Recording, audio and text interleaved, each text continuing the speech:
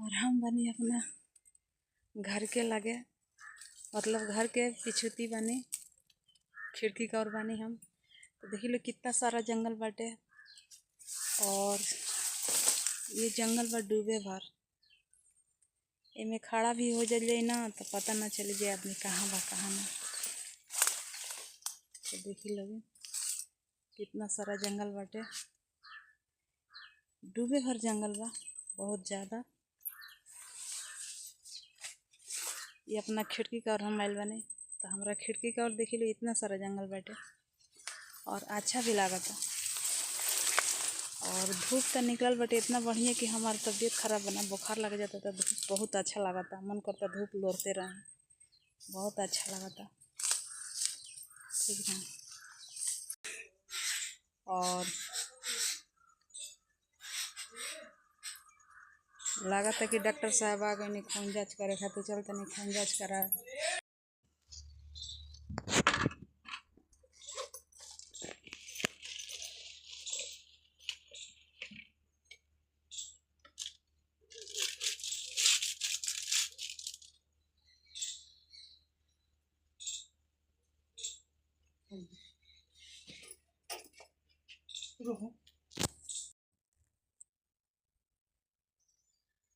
नमस्ते प्रणाम सबके, गुड़ चुके गोड़ लागतनी। तो कैसन बानी लो रवा सभी, आशा करतनी कि कहीं भी हो खबलो, स्वस्थ खबलो, मस्त खबलो, अपना काम में व्यस्त खबलो।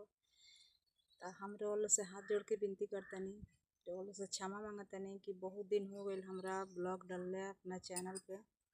बहुत दिन से हम ब्लॉगिंग ना करत रहनी है, काहे से कि हमरा जो 15 दिन हो गए तबीयत खराब भइले।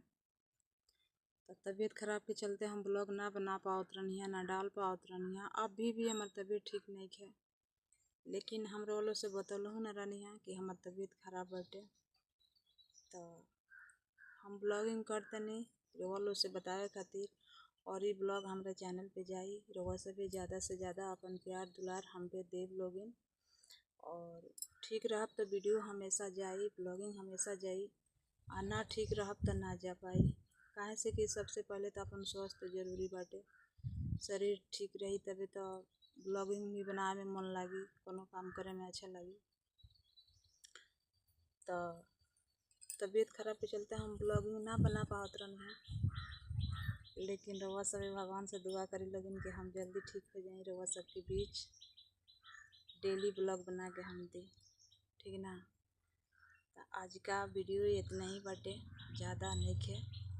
और वीडियो हम लंबा कर नहीं चाहत, काहे से कि वीडियो लंबा हो जाला तो कोई देखल पसंद ना करेला। तो ऐसे छोटा वीडियो रखल हम चाहतनी।